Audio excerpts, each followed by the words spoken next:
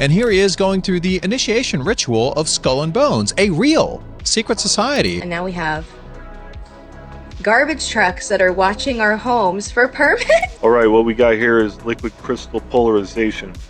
These are the shape-shifting reptilians.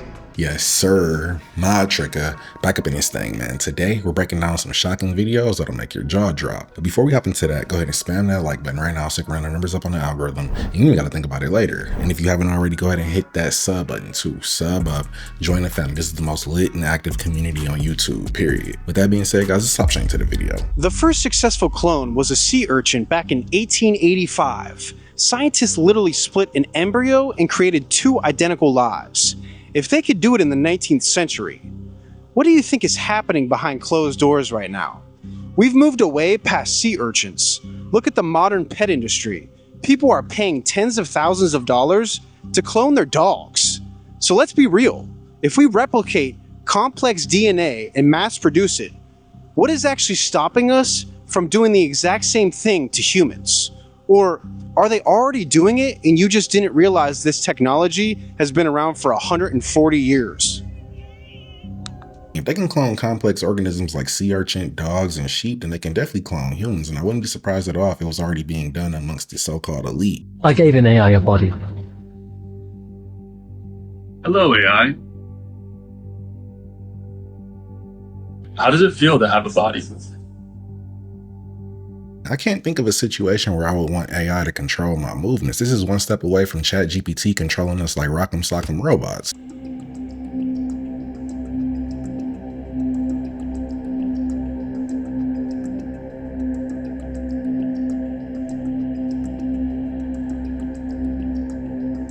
It looks like there's more caiman than there are fish. If you go swimming in the Amazon River, you're gonna get all looking like Jack Skellington. Paul Ehrlich, perhaps the most wrong man in modern history. He predicted that Great Britain, yes, the land of Shakespeare and scones, might resort to cannibalism. None of that happened. In 1968, Ehrlich published The Population Bomb. Ehrlich warned that hundreds of millions would starve to death within a decade due to resource shortages. Yet somehow, despite being wrong at every conceivable level, Ehrlich kept receiving awards, prestige, and followers. And let's not forget, Paul Ehrlich directly influenced the Club of Rome, which Klaus Schwab has praised and aligned with through the World Economic Forum's focus. The myth of overpopulation is not about numbers. It's about fear. In most developed countries today, the crisis is underpopulation. Japan, South Korea, Germany are all facing demographic collapse. Even the US birth rate is below replacement. The population never exploded, but the lie certainly did, and it's still echoing. It seems like this overpopulation narrative goes hand in hand with the New World Order agenda. They create a fictitious problem just so we can freak out and accept whatever solution they propose, which is 15-minute cities and lab-grown pork chops.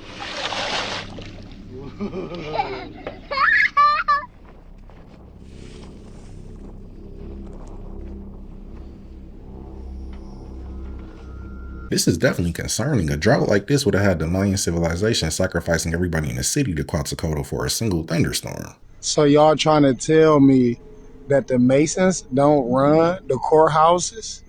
This is the DeKalb County Courthouse. This is the DeKalb County Courthouse. Look what they got on the cornerstone. DeKalb County Courthouse. Right under it. Grand Lodge of Georgia. See? Grand Master. This is the last thing you want to see when you walk into court, because you already know the scales of justice won't be tipping in your favor. There is currently a schism happening within the Catholic Church. Over what school of thought? So July 2nd, 2026, the Vatican officially declared the Society of St. Pius X has entered into formal schism after it consecrated 4 new bishops without Pope Leo's approval. Ooh. Under Catholic canon law, consecrating bishops without the papal mandate is considered a schismatic act and carries automatic excommunication. Whoa. The Vatican II was basically like making the Church of Christ more accessible to the world. Before that, all Catholic masses were held in Latin. Now bring in their own languages, be more inclusive. When the Vatican II happened, they're like, so they knew they were causing trouble. They're saying it's a further rip within the Catholic Church that we haven't seen in decades. Where do we go from here? instead of letting it divide the church. Like, that's got to be the highlight here, is how do we bounce back from this? There's already enough division in this world as is. The church is supposed to be the ones that bring us together, but they're also divided. They're not banning old cars. They're banning cars they can't track. Everyone's talking about right to repair, but they're just not connecting the dots. So you have the telematics control unit, or TCU, in the vehicle. That's what's allowing the data to be recorded and sold to insurance companies. I mean, that's what got GM sued. But since then, Ford has patented the technology to read your lips, look at your eye movement, run your face through a federal database. And that's not conspiracy. You can look that up. And then that's happening while the manufacturers are lobbying Congress to keep you away from your vehicle's electronics. You have Illinois, who just passed House Bill 4948 that says if you get 2 speeding tickets in the same year, you have to install a device in your car that tracks you for up to 3 years. And then here's the kicker. If you have a car that was made before 96, you don't have the port for that device. So either get a new car or get your license suspended. So they're spying on you, keeping you from your electronics, selling your data, and making it illegal for you to drive a vehicle that they can't monitor. I'm sorry, that's not about safety. That's about control and profit. So if you want out of their grips, I highly recommend getting into a good, reliable used car and then taking care of it. All of the maintenance, like basically anything you could do to keep this car on the road and keep you out of the new car trap. Comment car and I'll send you the maintenance tracker I use to make sure I don't miss anything and I keep my car on the road. All of this new technology just feels like they're trying to take away our ability to drive freely. This is one step away from making cars with no steering wheel. Why are celebrities starting to look like this, though? I think they are feeling the subconscious urge to mimic another life form. Celebrities have been used as oracles to tell the future for centuries. Ancient cultures worshipped oracles and channelers as intermediaries between the divine, like the Oracle of Delphi, or priestesses in Igbo culture. These oracles would enter a trance to translate messages from God or the divine, and they would influence decisions on a wide range of matters. A lot of these celebrities are false. Who do you know who actually enjoys watching the Kardashians? No one watches that show. Like stuffing put into a Build-A-Bear, the Kardashians were put into our minds. Oracles of the past were chosen by priests for their purity and commitment to faith. Oracles of Delphi would sit on a bronze tripod. This bronze tripod was known as a bridge between two worlds, the world of the human world and the world of the Greek gods. People in the industry understand that filming is a ritual. There is nothing non-religious about it. This is why I would assume that so many celebrities dress up as ancient mythological figures. These ancient mythological figures were oracle-like. In this case, the image of the celebrity is saying, a new species will soon walk among us, and this new species will be half human, half machine. It will have no fat on its face. Machines don't have fat. Machines are pointy and mechanical looking, scary, but alluring. They actually resemble a sort of skeletal figure, because that's what a robot is, honey. It's a metallic skeletal frame. Their looks are not just looks, but messages to be deciphered. To me, it looks like a hybrid between artificial intelligence and alien life. She might be right. I can see if there's only a few people with this look, but dozens of celebrities all popping up looking like Ozempic oracles at the same time feels like a psyop. This is for the spirits to talk through. Release aloud. I'm here. What? Immediately? Okay. Was that you, Lisa, or is that somebody else? Is that the big spirit here? Who is here? TV. Yeah, this is TV. Yeah. TV. That's true. They saw the cameras. Yeah, TV. Alyssa, are you here? Are you here with us now?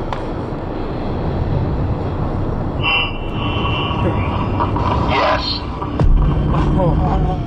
I would probably make a terrible seance participant, because as soon as that ghost would have said, I'm here, I'm punting that spirit box off the roof. Can you come out to me, please? Sure. Yes? Okay, is this your car? It's complicated. Can I explain it? You can explain it, yes. I review cars for a living. I fly around the world and review cars. I have a different car every single week. The reason you have 4 cops here is because your license plate is registered as stolen license plates in our system. Are you serious? That's why Flock has been reading it, because it's popping up as a stolen plate. Okay. Got it. So this was picked up somewhere by Flock. Cameras that read my license plate now twice in the last couple of days. And it picked up and flagged it for the cops. You guys have been searching for this car. Unreal. All of these false flock camera readings are creating way too many unnecessary interactions with law enforcement. Imagine the system would have flagged him as armed and dangerous. The cops would not be this chill. Okay, guys, the weirdest thing happened. We get to our Airbnb in San Diego. Unsettling. And we're like random Airbnb, looking through it, no connections to it. We're looking at this picture, and my dad is like, this looks like me. And I'm like, oh, Dad, what? No, this is my dad. That's my sister, Libby, when she was 10 years ago. And that's Brady, my brother, 10 years ago. He is they're literally in the Airbnb picture. Those swimsuits. We are literally in this picture. It's the craziest thing. We are off of our Airbnb wall. This can't be real. Oh, guys. We think this is crazy. We're actually spiraling. I feel like this would freak anybody out, but the first thing I would do is call the Airbnb owner to figure out where he bought this picture from so I can collect my royalties. Anchor one. Condoms. Accept or reject. Accept. This movie is The Good Shepherd, where Matt Damon plays James Angleton, the second in command at the CIA when it was founded in the 40s. And here he is going through the initiation ritual of Skull and Bones, a real secret society in which George W. Bush, his father, Sr., and John Kerry, many other powerful individuals have been part of Skull and Bones, a satanic secret society in which they do an initiation and then they have to lay down in a coffin telling their deepest, darkest secrets. A baptism of sin. I'm sorry, I can never go through a humiliation ritual to be a part of a club. I don't need friends that bad. Just keeps getting worse for Florida. If you live in Charlotte County, I was just told that they're planning on implementing this. It's a camera that I guess sits on top of the freaking garbage trucks, and it just scans for permits. And if you have an active permit and oh my gosh, there's a new window on your house, it looks like you might have replaced your roof. Like, what the fuck? So we have flock cameras that watch our every move. We have data centers that are holding the information. And now we have garbage trucks that are watching our homes for permits. What? The AI surveillance is getting out of hand. Next, they're going to put cameras on top of ice cream trucks to make sure you cut your grass. This is ice cream I gave my grandson. It's on the grill. Right there. It should have melted already. I'm surprised they're still allowed to sell this in a grocery store. If it won't melt on the grill, then it probably won't melt in your stomach either. Take us here. This has gotten a little scary. Holy. Okay, y'all need to hurry up here. Like, seriously, we're encased in flames now.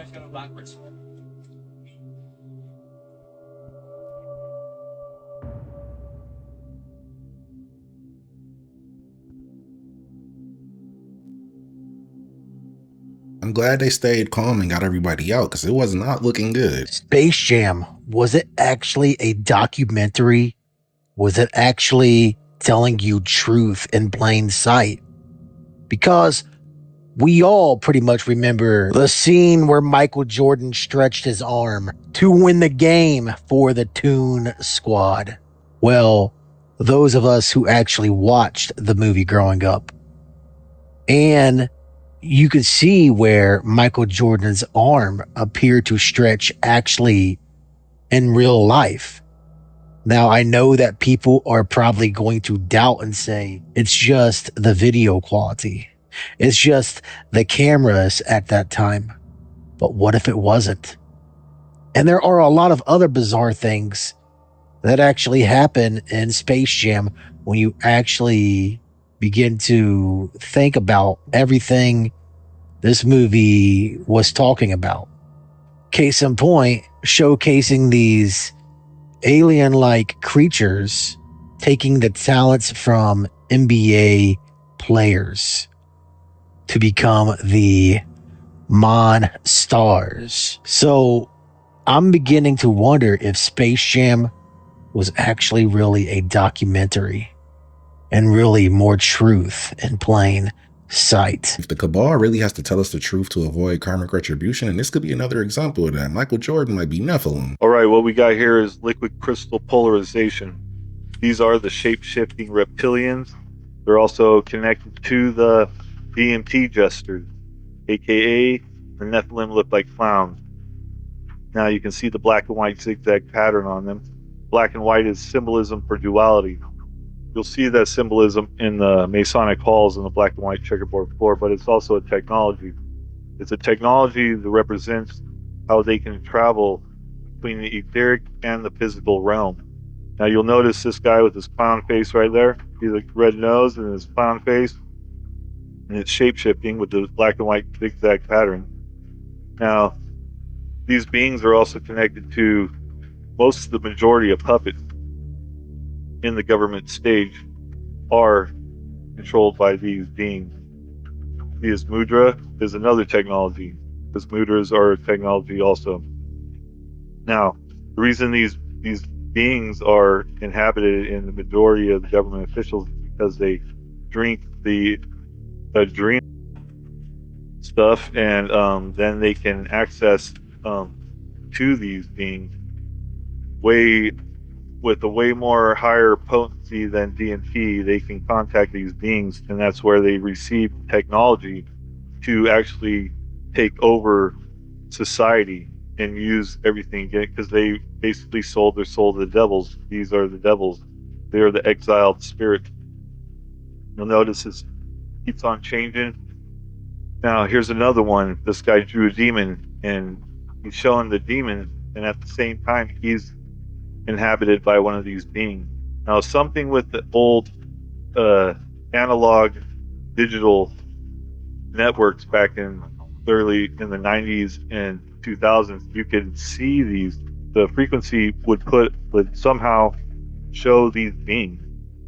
Now, back when I started researching this, I found a couple pictures in this old ancient manuscript called the Vedas manuscript. It showed these beings were black and white striped lizards. Now, they, I had translated the page, and the page called them sin, and the page was referencing something about Revelations, and that these things were attached to these people's neck, and they were called sin.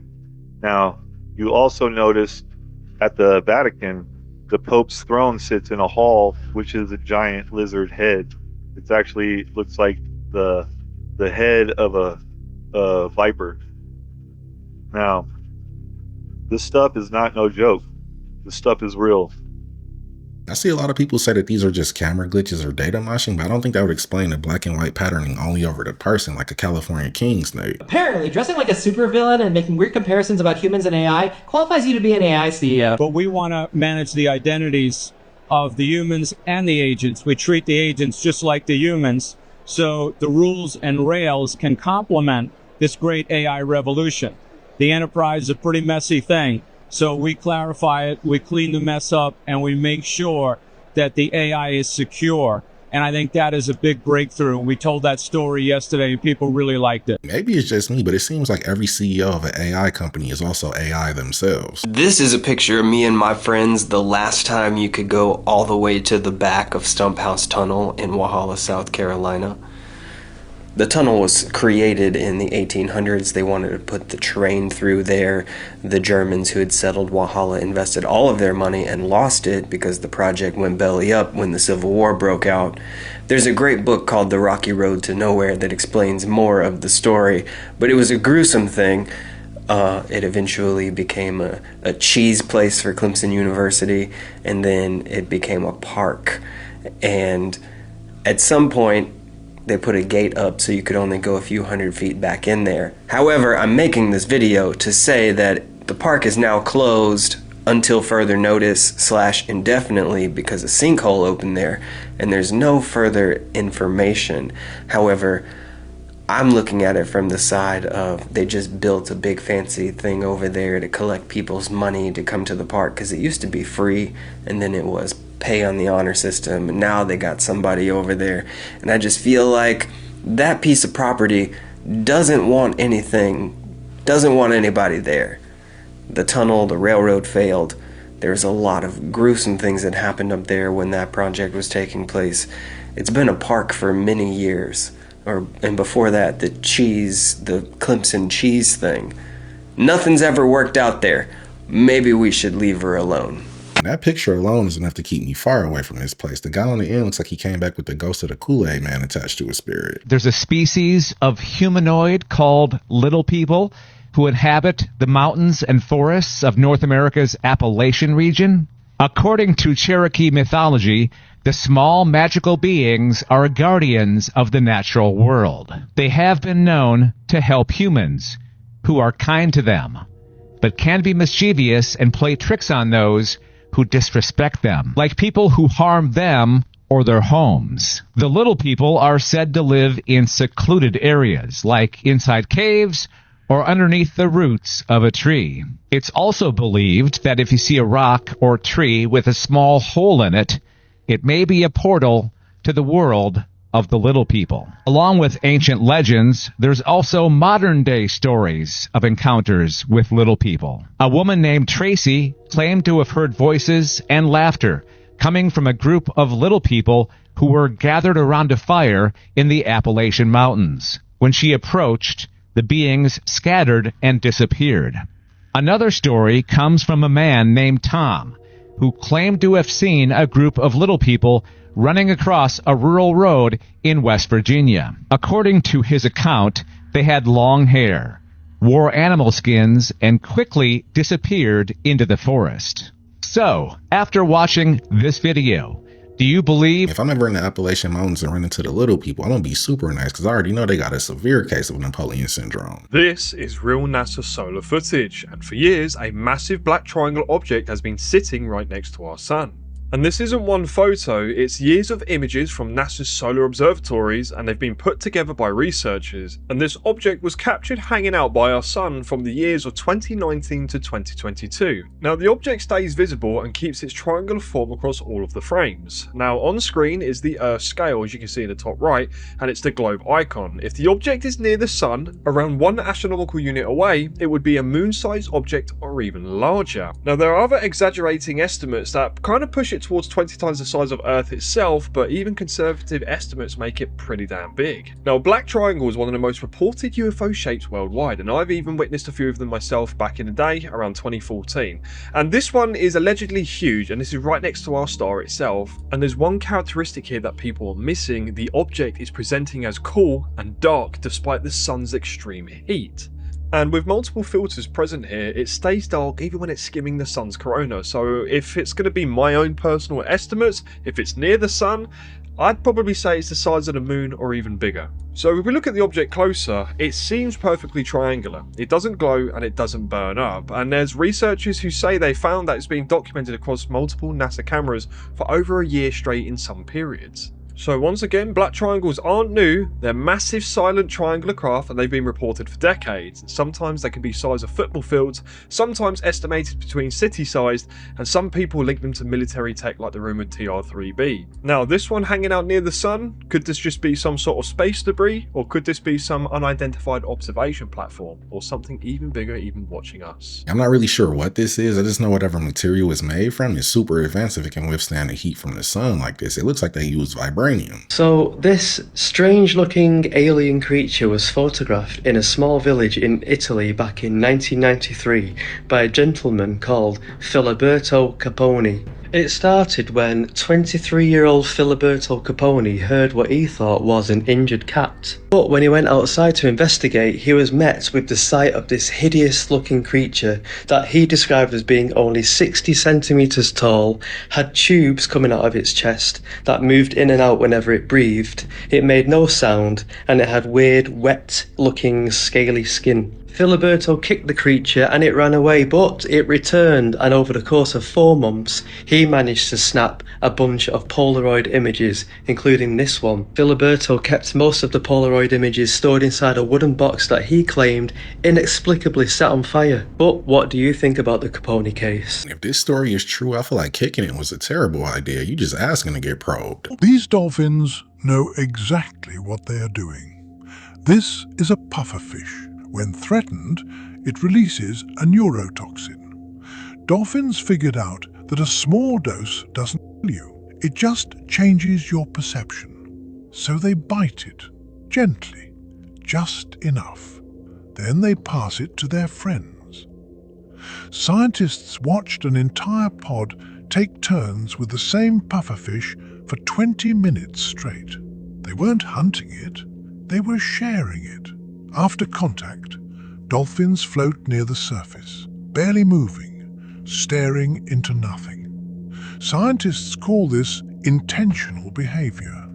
They are the only animals besides humans known to seek altered states for pleasure. And they really are just the humans of the sea. They were puff passing like Wiz Khalifa and Snoop Dogg. That was the video, guys. Don't forget to sub up, hit that hype button if you enjoyed the video, and I'll catch you in the next one.